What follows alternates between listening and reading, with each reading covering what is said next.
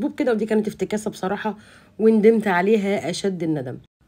بصوا بقى، أنا كنت متوسمة خير في الجهاز ده، مش قادرة أقول لكم كنت بانية عليه أمل إزاي. الجهاز ده يا جماعة عبارة عن بانكيك ماشين، أو تقدري تقولي كده حاجة كده تقدري تعملي فيها قطايف، أي عجينة مظبوطة بيسهل عليك الدنيا تماما.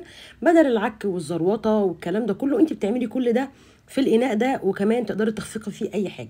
بصراحة اتحمست له جدا وجبته، وكان سعره وقت ما أنا جبته كان ب 250 جنيه، دلوقتي اكتشفت إنه بقى ب 400 جنيه.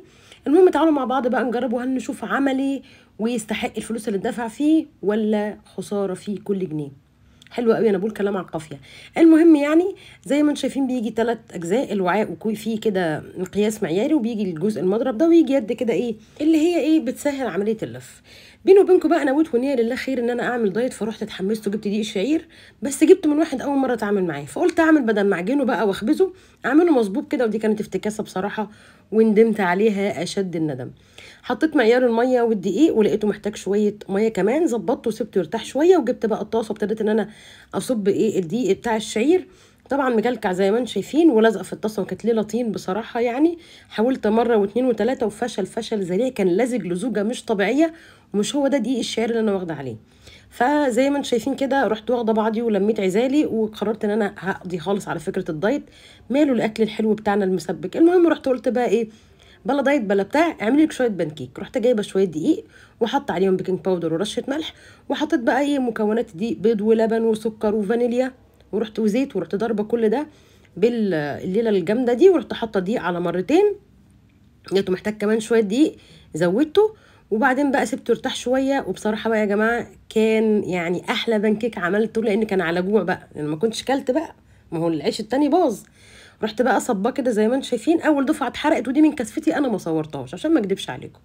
ورحت بسرعه كده ايه، حذفت الجزء اللي اتحرق، ورحت حاطه لكم الجزء اللي يبان ان هو حلو. ما عجبنيش الصغنن ده بصراحه، اللي هو ايه، لقيت نفسي يعني هضيع وقت وانا جعانه، قلت لا يا بنت ايه، سيبك من الكلام ده كله، واعملي لك كام رغيف حلو كده من البانكيك، وريحي نفسك من وجع القلب ده. زي ما انتم شايفين كده، بصراحه انجزت موضوع ان انا اعمل الواحده كبيره. عجبتني فكره انها ما فيهاش زروطه، دي كانت حلوه قوي بصراحه، ما شاء الله. والله بصوا، ولا رغيف العيش. طبعا بعد ما خلصت كده، رحت جايبه شويه عسل نحل، ما هو دايت بقى. انا اي نعم خربته، بس نيجي لحد السكر ونعمل خط كده تمام، اي حاجه ناكلها ونيجي عند السكر نقول لك لا احنا عاملين دايت.